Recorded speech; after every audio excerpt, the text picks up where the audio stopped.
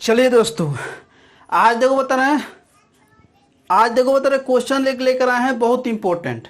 बात भी का बोले यानी कहने का मतलब है आज ना देखो बता रहे हैं, आज ये ऐसा क्वेश्चन है कि इसमें देखो बता रहे ऑब्जेक्टिव भी क्वेश्चन बनेगा और सब्जेक्टिव भी क्वेश्चन बनेगा। बात भी का बोले एकदम नॉर्मल चीज है, लेकिन देखो बता रहे ये एक ऐसा क्वेश्चन हम बता रहे हैं, अब इसका आंसर हम बताएंगे। आज सोचो बता रहे इसका आंसर में कितना ऑब्जेक्टिव क्वेश्चन बना रहे हैं। बात भी का बोले ध्यान से सुनो। देखो बता रहे सबसे पहले ना आज हम लोग को पढ़ना है ना प्रकाश संश्लेषण का पढ़ना है वो प्रकाश संश्लेषण।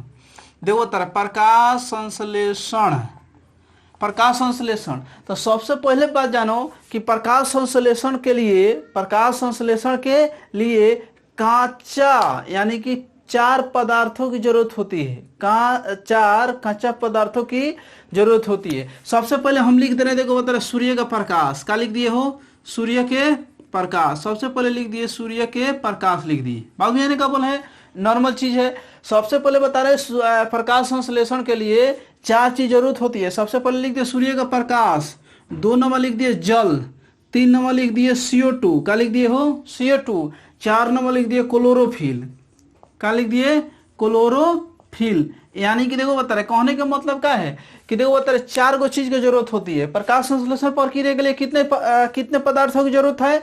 4। सूर्य के प्रकाश, जल, CO2 और क्लोरोफिल। बाद में क्या बोले हैं यानी कहने का मतलब है कि चार पदार्थ मिलकर प्रकाश संश्लेषण की क्रिया होता है। बात समझ में आया क्या बोले हैं?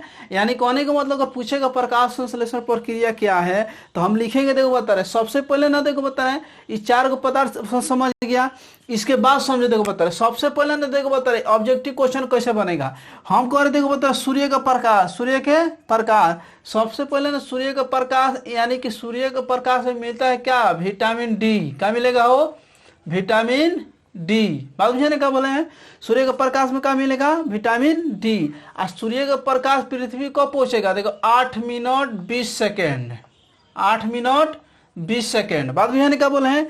ध्यान दो ऑब्जेक्टिव क्वेश्चन। हम बताए प्रकाश संश्लेषण के लिए सूर्य का प्रकाश जरूरत है, तो यानी कि सूरज के जो प्रकाश में रहेंगे लोग तो उसमें क्या मिलता है? विटामिन डी मिलता है। क्या मिलता है वो? विटामिन डी मिलता है। अब देखो बताए और सूर्य के जो प्रकाश है पृथ्वी तक आने में 8 मिनट 20 सेकंड लगता है। कितना मिनट लगता है? 8 मिनट 20 सेकंड। बात कब लें ऑब्जेक्टिव देखो ऑप्शन बता रहे हैं। इतना ही नहीं है, इसके बाद देखो बता रहे हम लिखे हैं जल का फॉर्मूला होता है H2O। क्या होता है वो? H2O। ध्यान से समझ इसको, जल का फॉर्मूला क्या होता है? H2O। बात क्या बोले हैं? अब देखो बता रहे अगर इसका प्राप्ति की हम बात कर रहे थे कहां से प्राप्त होता है? हाँ देखो बता सूर्य का प्रकाश कहां से प्राप्त होता है? सूर्य से प्राप्त होता है। अब देखो बता रहे जल का मतलब जल का सूत्र का होता है H2O। H2O कहां से प्राप्त होता है? पृथ्वी से। क्वेश्चन पूछ चुका है, ध्यान दे बता रहे हैं कहां से प्राप्त होता है? पृथ्वी से। अब ध्यान दे बता रहे हैं अब न सबसे पहले पृथ्वी पर जल के प्रतिशत पूछा जाए तो देखो बता रहे याद कर लो 71%। कितना प्रतिशत? 71%। अब बताओ 100% में 71% जल निकल गया तो स्थल कितना प्रतिशत बचा? 29%। बात बुझाने का बोले हैं यहाँ पे क्या बोल गया? स्थल हो गया कितना प्रतिशत हो?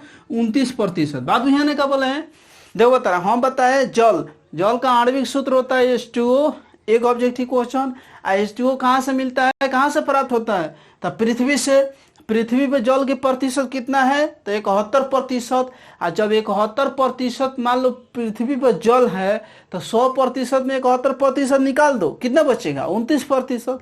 तो जो 29% बच रहा है उसको बोलते हैं क्या चीज? स्थल। तो यानी कि जितना भी हम लोग मानव सजीव निर्जीव जितना भी हम लोग रहते हैं ये स्थल पर रहते हैं तो 29% पर रहते हैं, और बाकी सब हिस्सा पृथ्वी के क्या है? जल है। बात भी क्या बोले हैं?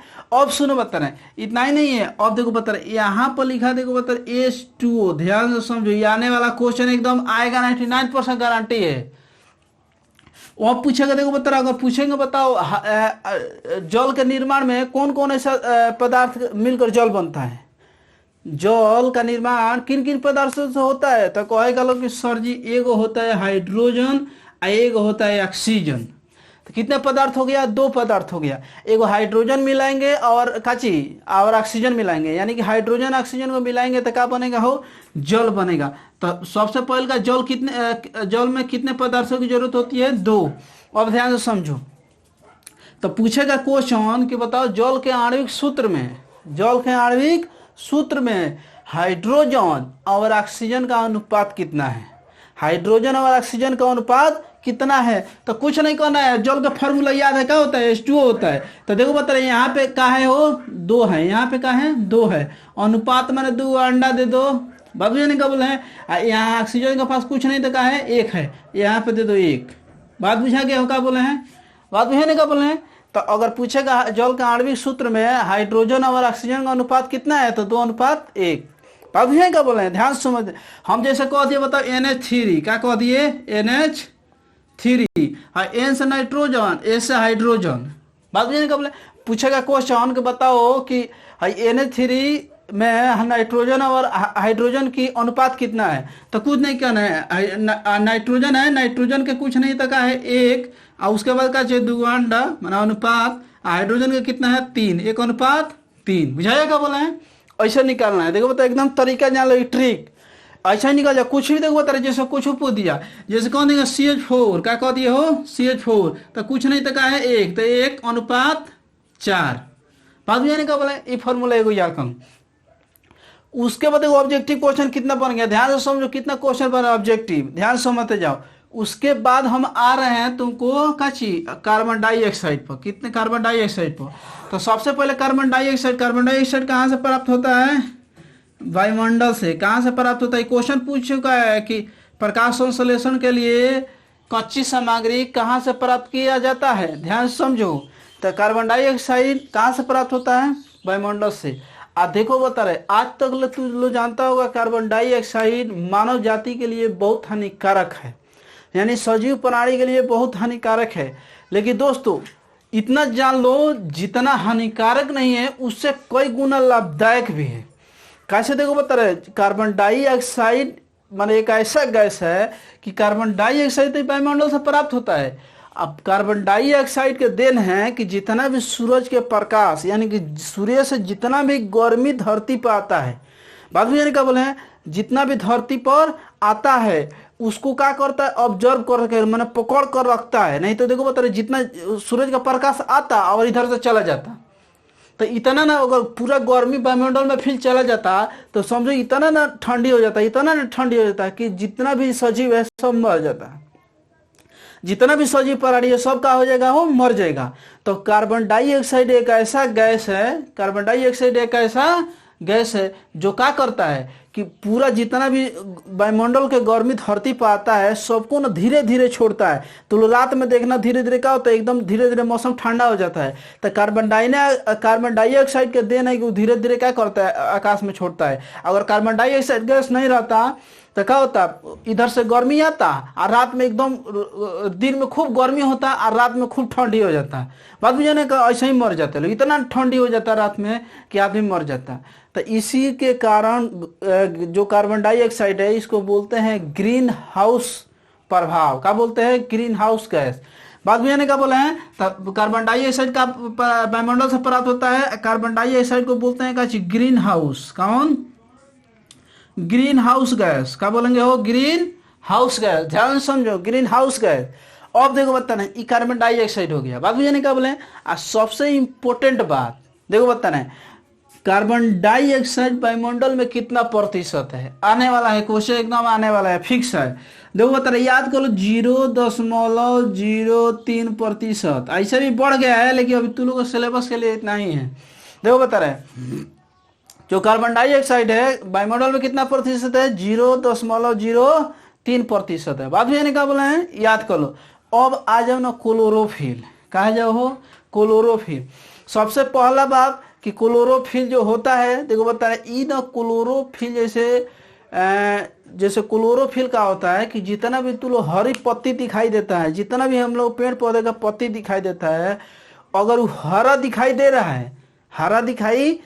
है, तो इसका कहने के मतलब है कि उसमें क्लोरोफिल के क्या है, मात्रा मात्रा है, क्लोरोफिल का क्या है, मात्रा है। लेकिन ध्यान दे बता रहे क्लोरोफिल के लिए वहां पे पेड़ पौधे के लिए जरूरी है।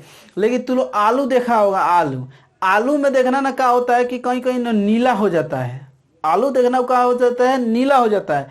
तो उस आलू को हम लोग नहीं खाना चाहिए, उस आलू को नहीं खाना चाहिए। यानी कि क्लोरोफिल सूरज से गर्मी पाकर रुका होगा तो रिएक्शन कर गया है, बात भी क्या बोले। आज जब रिएक्शन कर गया तो विषैला आलू हो गया, बात भी क्या बोले। तो देखना कभी कभी बाजार में जाना तो नीला कलर के आलू होता है, उसको खरीदना में उसको निकाल देना है, बात भी क्या बोले। तो ये क्लोरोफिल क्या करता है कि पत्तियों को हरा रखने का कार्य करता है, पत्तियों का करता है, हरा रखने का कार्य करता है। अब पत्तियों में देखो बता रहे ना, पत्तियों में जो पत्ती है, प्रति लिख दे रहे हैं, रुक जाओ।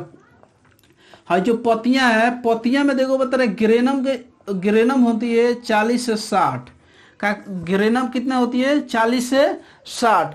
ये देखो बता रहे अब इसका काम का है ना, क्लोरोफिल के पत्ती में क्या करता है, हरा बना कर रखेगा। आज क्या करेगा ना, जो क्लोरोफिल है, अब यह बताओ कि देखो बता रहे जो क्लोरोफिल है ना, क्या करेगा, सूरज के प्रकाश जब आएगा तो उसको क्या करता है, अवशोषित करने का कार्य करता है।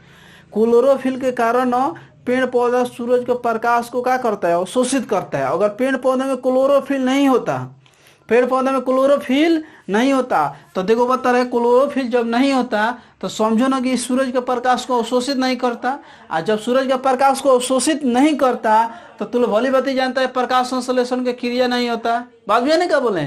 तो यानी कि क्लोरोफिल पत्तियों में पाया जाता है, क्लोरोफिल याद रखो पत्तियों में पाया जाता है। लेकिन पत्तियों में कहाँ, तो याद रखो क्लोरोप्लास्ट में। कहाँ पाया जाता है, क्लोरोप्लास्ट, ध्यान समझो, क्लोरोप्लास्ट में पाया जाता है। तो क्वेश्चन पूछता है क्लोरोफिल कहाँ पाया जाता है, तो क्लोरोप्लास्ट में। इसी को बोलते हैं का जो हरित लवक, चाहे पर्णहरित, क्या बोलेंगे, हरित लवक या पर्णहरित। आज जो क्लोरोफिल है इसमें ना मैग्नीशियम पाया जाता है, क्या पाया जाता है, वो मैग्नीशियम पाया जाता है, मैग्नीशियम पाया जाता है। यह मैग्नीशियम अभी पता है ना, आलू वाला प्रोसेस, ये मैग्नीशियम होता है, इसीलिए पत्तियों का रंग का होता है, एकदम हरा कलर का दिखाई देता है। बात बुझा रहे क्या कर रहे हैं। तो यानी कि देखो बता, अब इतना समझिए, ऑब्जेक्टिव क्वेश्चन बताए हैं। अब तू लोग क्वेश्चन पूछेगा प्रकाश संश्लेषण क्या है, ध्यान से समझो, कुछ नहीं करना है। हम लिखेंगे, देखो बता प्रकाश संश्लेषण लिख कर ऐसे तीर के निशान दे दे, लिख कर तीर के निशान दे देंगे, बात समझे ना। तो सबसे पहले लिखेंगे, देखो बता स्टार्ट करेंगे कि जब पेड़ पौधे, ध्यान समझो, जब पेड़ पौधे सूर्य के, जब पेड़ पौधे जल, जमीन से जल, क्या लिखेंगे, जब पेड़ पौधे जमीन से जल, जल लिख देंगे। उसके बाद लिखेंगे वायुमंडल से CO2, कोमा देके लिखेंगे, जब पेड़ पौधे जमीन से जल, वायुमंडल से CO2 और क्लोरोफिल तथा सूर्य के प्रकाश के उपस्थिति में, सूर्य के प्रकाश के उपस्थिति में एक प्रकार का रासायनिक क्रिया करते हैं, एक प्रकार का रासायनिक क्रिया करते हैं, जिसके फलस्वरूप ऑक्सीजन गैस मुक्त होता है और अपना भोजन का निर्माण करते हैं। तो उसे क्या बोलते हैं, प्रकाश संश्लेषण कहते हैं। अब ध्यान दो बता, इतना ही नहीं और जान लो ऑब्जेक्टिव क्वेश्चन। सबसे पहले अब बताओ, सूरज का प्रकाश अगर नहीं रहेगा तो, सूरज का प्रकाश अगर नहीं रहेगा तो प्रकाश संश्लेषण क्रिया होगा, होगा कि नहीं, बताओ, नहीं ना होगा।